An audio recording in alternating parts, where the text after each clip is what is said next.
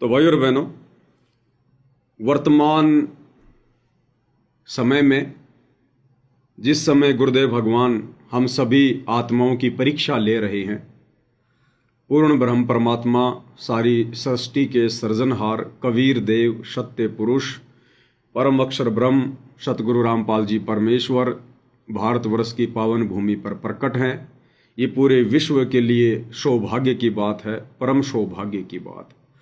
लेकिन परमात्मा कहते हैं कि भाई सकल पदार्थ है जग माही और भाग बिना नर पावत नाही।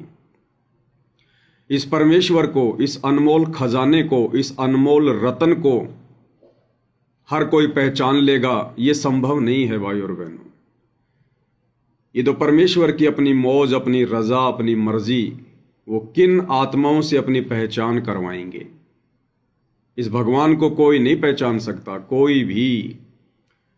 जब गीता अध्याय 4 श्लोक 34 में इस काल ब्रह्म ने अर्जुन से कहा, श्री कृष्ण के शरीर में प्रेत की तरह प्रवेश करके, कि अर्जुन, अगर तुझे परम सनातन धाम प्राप्त करना है, जहां जाने के बाद ये प्राणी कभी संसार में लौटकर वापस नहीं आता, 84 लाख योनियों में नहीं जाता, नरक का कष्ट नहीं भोगता, तपस्या का कष्ट नहीं भोगता, अगर तुझे वो परम धाम चाहिए, जन्म मरण से छुटकारा चाहिए,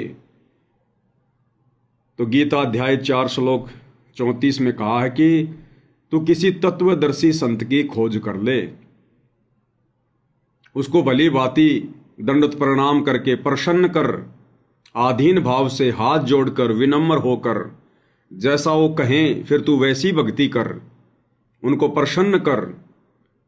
और जब वे प्रसन्न हो जाएंगे तो वे तत्वदर्शी संत महात्मा तुझे तत्व ज्ञान का उपदेश देंगे, यानी ज्ञान देंगे और फिर नाम देंगे।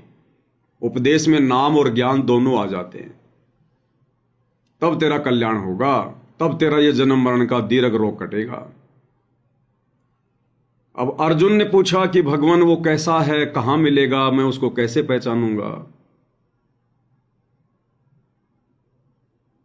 तो ब्रह्म ने कहा कि उसकी पहचान बाह्य आडंबर से नहीं की जा सकती। उस तत्वदर्शी संत की, उस महात्मा की पहचान बाहरी दिखावे से नहीं हो सकती। ना उसके सर पे कोई जटा होगी, ना बड़ी बड़ी दाढ़ी मूंछ होगी, ना उसने भगवा पहन रखा होगा, ना गले में रुद्राक्ष की माला होंगी, ना उसने कान चिरवा रखे होंगे, ना हाथ में चिमटा होगा, ना कर कमंडल होगा, ना पैर में खड़ाऊ होंगी। उसकी पहचान बाह्य आडंबर से नहीं होगी। तो भगवान फिर कैसे पहचान करेंगे? उसकी पहचान तो उसके प्रवचन सुनकर ज्ञान आधार से होगी, दूसरा कोई तरीका नहीं। ये जानकारी थी इस ब्रह्म को। लेकिन परमेश्वर का विधान क्या कहता है कि ज्ञान आधार से भी उसकी पहचान नहीं हो सकती। आप कितने ज्ञानी हो, कितने कुछ भी हो, फिर भी आप परमात्मा को नहीं पहचान सकते। जब तक वो परमात्मा अपनी पहचान करवाने की रजा ना बख्शे, तब तक उसे कोई नहीं पहचान सकता। तो भाई और बहनों, वर्तमान में वो परम अक्षर ब्रह्म, वो कबीर देव सत्य पुरुष, वो तत्वदर्शी संत महात्मा, जिसे उस समय अर्जुन भी नहीं पहचान पाया, श्री कृष्ण जी भी नहीं पहचान पाए, जबकि परमात्मा उनकी यज्ञ को सफल करने के लिए आए थे। लेकिन पांचों पांडवों की बुद्धि ऑफ, श्री कृष्ण जी की बुद्धि ऑफ।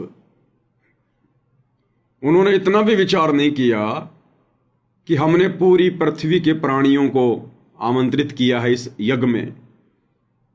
12 करोड़ ब्राह्मण, वेद के वक्ता माने जाने वाले, उनको हमने आमंत्रित किया है। 9 नाथ 84 सिद्धों को आमंत्रित किया है। 88,000 ऋषियों को आमंत्रित किया है। दुर्वासा जैसे आ गए, वशिष्ठ जैसे आ गए, विश्वामित्र आ गए, 33 करोड़ देवी देवता भी सूक्ष्म रूप में आ गए खाना खाने। ब्रह्मा विष्णु महेश भी सूक्ष्म रूप में आ गए, और विष्णु रूप में तो खुद श्री कृष्ण जी विराजमान थे ही। किसी के भोजन करने से शंख नहीं बजा, यज्ञ पूर्ण नहीं हुआ। और जब कबीर परमेश्वर सतगुरु रामपाल जी अपने भगत सुदर्शन के रूप में आए, उन्होंने भोजन किया तो वो 5 मुख वाला पंचजन्य शंख बजा, स्वर्ग तक उसकी आवाज गई, पूरी पृथ्वी पर हरियाली छा गई, सूखे वृक्ष भी हरे भरे हो गए। उसके बावजूद भी भाई और बहनों, 5 पांडवों की बुद्धि बंद, श्री कृष्ण जी की बुद्धि बंद, अन्यथा पैरों में गिर जाते कि हे परमात्मा उपदेश दे दो। श्री कृष्ण जी भी पैरों में गिर जाते कि हे परमेश्वर, हे परमात्मा, मैं तो फालतू का गुरु बन के बैठा हूं, क्योंकि पांडवों के गुरु श्री कृष्ण जी थे। और उपदेश ले लेते कि हमें भी आत्म कल्याण का रास्ता दिखाओ, लेकिन भाई और बहनों बुद्धि ऑफ है। अब सोचिए, श्री कृष्ण जी से ज्यादा ज्ञान तो नहीं हो सकता ना वर्तमान के लोगों को। तो जब वो भी नहीं पहचान पाए तो बताओ भाई और बहनों, ज्ञान से उस परमात्मा की कैसे पहचान हो जाएगी? ये ज्ञान तो उस समय काम आएगा, इस ज्ञान को तो उस समय आधार बनाया जाता है जब वो कबीर भगवान सतगुरु रामपाल जी एक साधारण से इंसान, व्यक्ति, संत, महात्मा के रूप में आकर जब अपनी पहचान करवाते हैं, अपनी विशेष आत्माओं से उनका ज्ञान योग खोलते हैं, और जब वे आत्माएं अपने जैसे इंसान के रूप में आए हुए उस कबीर भगवान को पहचान लेती हैं, उसके बाद जो उनको उपदेश दिया जाता है, भक्ति करने का तरीका बताया जाता है, नियम मर्यादाएं बताई जाती हैं, फिर ये ज्ञान आधार काम आएगा उस भक्ति को सफल बनाने के लिए। इस ज्ञान को आधार बनाकर भगवान को पहचाना नहीं जा सकता। आप और हमारे अंदर, पिछली पीढ़ी वालों के अंदर तो ज्ञान है ही क्या। जब सतयुग में इतने बड़े बड़े वेदों के ज्ञाता, कंठस्थ याद करने वाले मनु जैसे नहीं पहचान पाए, त्रेता में वशिष्ठ जैसे नहीं पहचान पाए, विश्वामित्र जैसे नहीं पहचान पाए, दुर्वासा जैसे नहीं पहचान पाए, तो भाई और बहनों, ये आप और हमारा कोई परम सौभाग्य है, हमारा कोई पुरबला भाग जग गया। जैसा कि गुरुदेव कहते हैं, सखीरी मारे जगे पुरबले भाग, आज गुरु दर्श दिखाए री। ये गुरु तो सदा ही रहता है पृथ्वी पर, सदा ही किसी न किसी रूप में, लेकिन कोई इनको पहचान नहीं पाता है। तो ये स्वयं अपनी पहचान करवाते हैं, स्वयं। और भाई और बहनों, यदि वर्तमान में पूज्य गुरुदेव भगवान ने, इस कबीर परमात्मा ने अपनी पहचान करवाई है केवल चंद आत्माओं को, सबको नहीं करवाई अभी भी। पूरी दुनिया तो वैसे ही धोखे में बैठी है। देखो, इन विदेश वालों का नंबर तो बहुत बाद में आएगा, बहुत बाद में आएगा। इनका तो इस जन्म में मोक्ष नहीं है, इस कलयुग की पिछली पीढ़ी में मोक्ष नहीं है जो विदेशों में है। कौन? जो वहां के जो परमानेंट, जो मूल निवासी हैं, वो नहीं जो एनआरआई हैं, जो हिंदुस्तानी हैं, या जो हिंदी भली भांति जानते हैं, गीता, वेद, कुरान, पुराण से भली भांति जो परिचित हैं, वो चाहे अमेरिका में बैठा हो, चाहे नेपाल में, चाहे जापान में, उनकी बात नहीं हो रही। उन लोगों की, जिन लोगों का मूल स्थान वही भूमि है, अमेरिका, जापान, जो है वो इंग्लैंड वगैरह, जो हिंदी जानते भी नहीं, जिनको पता ही नहीं कि रामायण क्या होती है, महाभारत क्या होता है, कबीर सागर क्या होता है, भगवान क्या होता है, उनको पता ही नहीं। तो उन आत्माओं का इस कलयुग की पिछली पीढ़ी में नंबर नहीं है। अगर वे आत्माएं पूज्य गुरुदेव भगवान की शरण में आती हैं तो उनके ऊपर तो केवल परमात्मा नई कलम चढ़ाएगा, केवल भक्ति का बीज डालेगा, और ना जाने फिर कितने युग लगेंगे, कितने जन्म लगेंगे उनको इस स्थिति में आने के लिए, जिस स्थिति में आज आप और हम गुरुदेव के आशीर्वाद से आ चुके हैं। और एक सत्संग में पूज्य गुरुदेव भगवान ने यही समझाया कि पुण्यात्माओं, जो 64 लाख आत्माएं 650 साल पहले परमात्मा से दूर हुई थी अपनी नादानी और अज्ञानता के कारण, अब उन्हीं 64 लाख आत्माओं का नंबर आएगा। और गुरुदेव कह रहे कि वो 64 लाख तो पार होंगे ही होंगे, वो 64 लाख तो पार होंगे ही होंगे। लेकिन यहां पर भाई और बहनों एक शर्त होती है, एक कंडीशन होती है। जैसे परमात्मा कई सत्संग में कहते हैं कि पूरा विश्व पार होगा, और अभी आप जो सत्संग सुनने जा रहे हैं उसमें गुरुदेव कह रहे हैं कि 64 लाख ही पार होंगे, बाकी तो नई कलम चढ़ेगी। तो क्या पूरे विश्व में 64 लाख ही हैं क्या इंसान? तो गुरुदेव के कहने का भावार्थ अलग अलग होता है, चाहे 64 लाख हो और चाहे पूरा विश्व हो। कंडीशन क्या है? अंतिम श्वास तक गुरु मर्यादा, जो नियम गुरुदेव ने बता दिए, जो मर्यादाएं बता दी हैं, उनका पालन करते हुए और गुरु को ही परमात्मा के रूप में मानकर हृदय से, आत्मा से, फॉर्मेलिटी नहीं, और आत्म कल्याण की एक कशक बनाकर, एक वो तड़प बनाकर अपने हृदय में जो भक्ति करेगा अंतिम श्वास तक, वही आत्माएं यहां से पूर्णतया मोक्ष प्राप्त करेंगी। बाकी पार तो हो जाएंगे। पार होने का मतलब है लंबे समय तक 84 लाख योनियों के कष्टों से बचे रहेंगे। परमात्मा उनको लंबे समय के लिए ब्रह्मलोक में बैठा देगा, विष्णु जी के लोक में बैठा देगा। उनको भी पार होना ही कहा जाता है। परंतु पूर्ण मुक्ति, पूर्ण मोक्ष केवल वही आत्माएं प्राप्त कर पाएंगी जो इस वर्तमान कलयुग की बिचली पीढ़ी में अपने होशो हवास में रहकर भक्ति करेंगी। होशो हवास में, और होशो हवास क्या होता है? जैसे वर्तमान में साध संगति से जुड़कर सत्सेवक भाई बहन अपने पूर्ण होशो हवास में रहकर भक्ति कर रहे हैं। सन 2014 बरवाला कांड के बाद काल ने बहुत कोशिश की हमें ठगने की, हम सत्सेवक भाई बहनों को तोड़ने की, हमारी मर्यादा तुड़वाने की, हमें डराने की, धमकाने की, मुकदमे करवा दिए, जेल करवा दी, मार पिटाई करी, गालियों की सीमाएं नहीं, धमकियों की सीमाएं नहीं। हर प्रकार से काल ने अपने दूतों को पीछे लगा के रखा, लेकिन फिर भी हम भगत भाई बहन दृढ़ रहे। हम झुके नहीं उनके आगे, अपनी मर्यादाएं नहीं तोड़ी हमने। हम उन आरक्षणों में जाकर नहीं बैठे, हमने गुंडों की सीबीआई जांच का समर्थन नहीं किया, हमने इन आश्रमों में जाकर किसी भी कुपात्र को ज्योति पाठ और दान का पैसा नहीं दिया। हम नहीं गए परशुराम की जयंती में, हम नहीं गए सिरसा अनाज मंडी में कबीर जी का जन्मदिन मनाने, जयंती मनाने। हमने कोई सहयोग नहीं किया जाटों की धर्मशाला बनवाने में। हम नहीं गए अयोध्या के भंडारे में आन उपासना को बढ़ावा देने। हम नहीं जाते, दर दर धक्के नहीं खाते हम 4-4 किलो चावल, 10-10 किलो आटा लेकर अन्नपूर्णा मुहिम, अन्नपूर्णा मुहिम, रोटी कपड़ा और मकान सबको देगा कबीर भगवान। आज से पहले क्या काल दे रहा था? अरे आज से पहले क्या काल दे रहा था क्या? तो ये मनमाना आचरण। हम नहीं बनवाते स्टेडियम, हम आश्रमों पे आश्रम बनाकर इन पत्थरों में अपना पैसा बर्बाद नहीं करते। तो बहुत कोशिशें करी काल ने, लेकिन परमात्मा ने साथ संगतियां शुरू करवा दी पहले ही। हर प्रकार से जानकारियां देनी शुरू करवा दी अपने कुत्तों को निमित्त बनाकर। और हम भगत भाई बहन जागरूक रहे, सचेत रहे, इसलिए आप और हम बचे रह गए। इसलिए सत्सेवक भाई बहन अपने पूर्ण होशो हवास में रह के भक्ति कर रहे हैं। हमें अपने गुरु में परमात्मा दिखाई दे रहे हैं। उधर आश्रम वाले भाई बहनों को गुरु में परमात्मा नजर नहीं आते।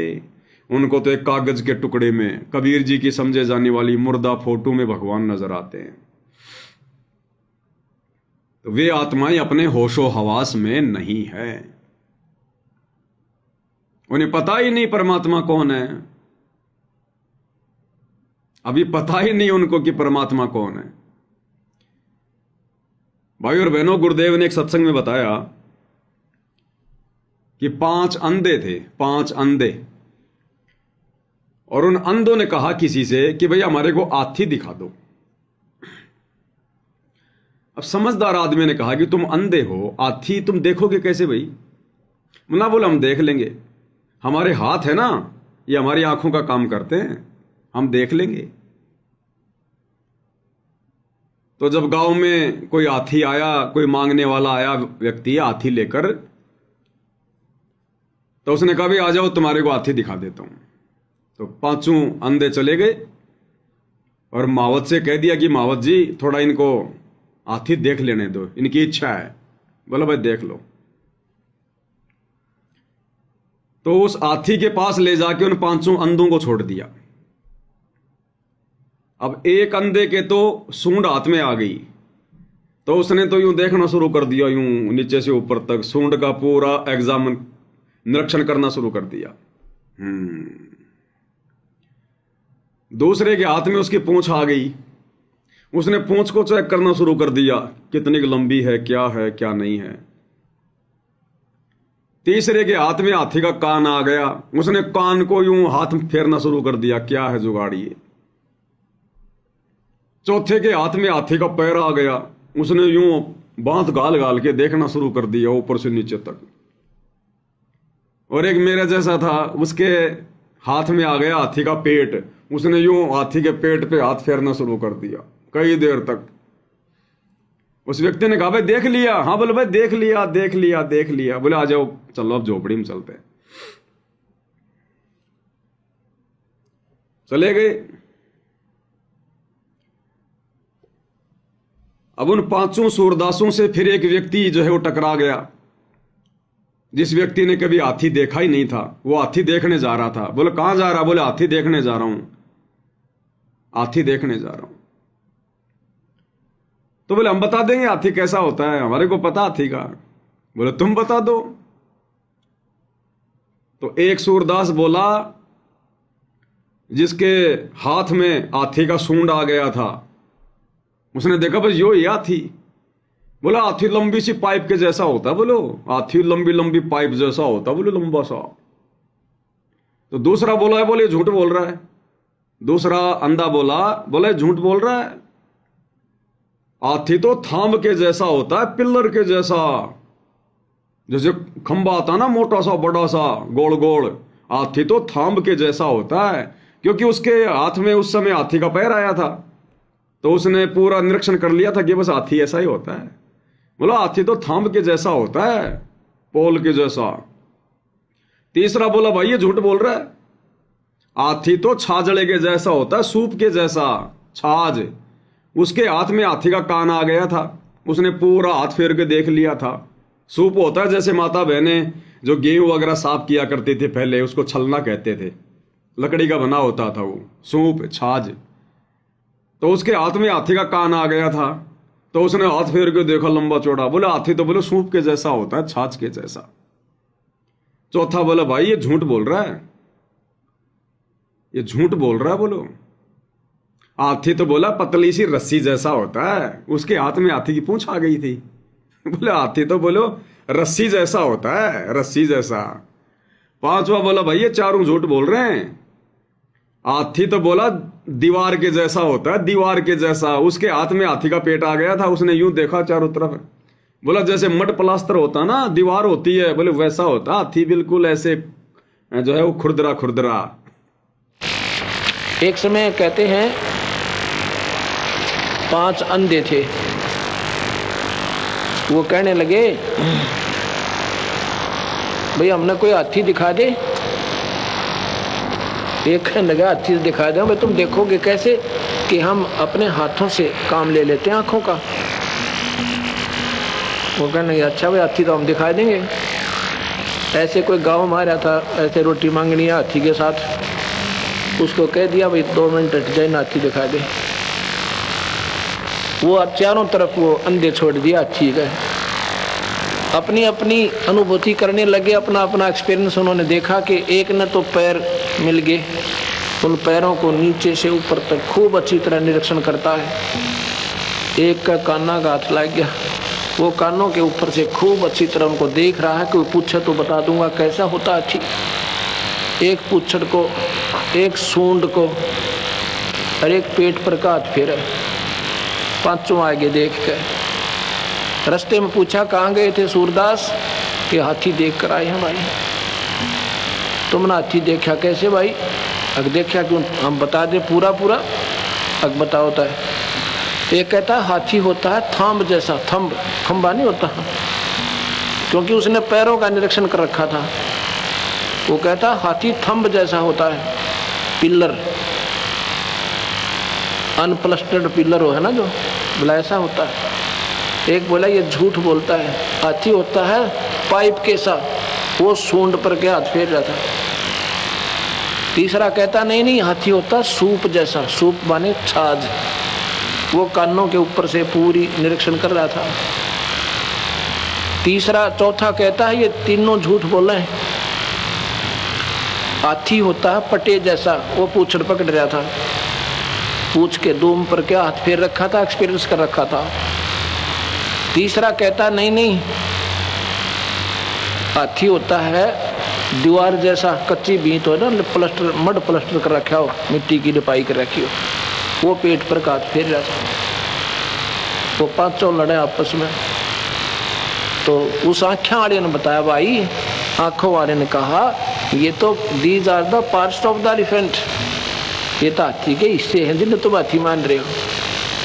इन सब को मिला के हाथी, और वो जो उसकी सही स्थान है वो तुमने देखा ना, जो कमर पर। तो बाद में गुरुदेव भगवान ने बताया कि पुण्यात्माओं, उन नादानों को पता ही नहीं था कि हाथी होता कैसा है। जो वो व्याख्या कर रहे थे ना अलग अलग, वो तो हाथी के अंग हैं, अंग, उन सबको मिला के हाथी बनता है। तो इसी प्रकार भाई और बहनों, इन सतलोक आश्रम वाले भाई बहनों को, कोऑर्डिनेटरों को, गुरु जी के परिवार को पता ही नहीं कि परमात्मा कैसा होता है। किसी ने तो मुनिंद्र जी को परमात्मा मान लिया, मुनिंद्र धर्मार्थ ट्रस्ट, बस। किसी ने दाढ़ी मूंछ वाले कबीर को परमात्मा मान लिया कि 650 साल पहले आए थे परमात्मा। किसी ने गरीबदास जी को मान लिया, गरीबदास जी का बौद्ध दिवस मनाना शुरू कर दिया, गरीबदास जी परमात्मा। कोई दादा गुरु जी को भी दंडोत मार रहा कि बस दादा गुरु जी। तो भाई और बहनों, ये तो परमात्मा के अंग हैं, अंग। ये तो परमात्मा ने लीला की थी भिन्न भिन्न रूप में आकर। इन सबको मिलाकर परमात्मा बनता है, इन सबको मिलाकर। ये तो परमात्मा के अंग हैं, परमात्मा के रूप हैं। ये तो चारों युग में हम पुकारें, कूक कहा हम हेल रे, हीरे मोती माणक बरसे, ये जग चुगता ढेल रे। अब असली परमात्मा कौन है, साक्षात परमात्मा कौन है, अगर जानना है तो सतगुरु रामपाल जी को देख लो। सतगुरु रामपाल जी को देख लो, ये है पूर्ण परमात्मा, आध्यात्मिक हाथी। बाकी तो उनके अंग हैं जिनके तुम किसी का बौद्ध दिवस मना रहे हो, गरीबदास जी का, किसी का जून में तुम प्रकट दिवस मना रहे हो, कोई तो कह रहा हो कागज का टुकड़ा ही भगवान है। तो ये तो भाई परमात्मा के अंग हैं, इन सबको मिला के हाथी बनता है। और फिर कहते हैं एक के साधे सब सदे, सब साधे सब जाए, और माली सींचे मूल को फले फुले अघाए।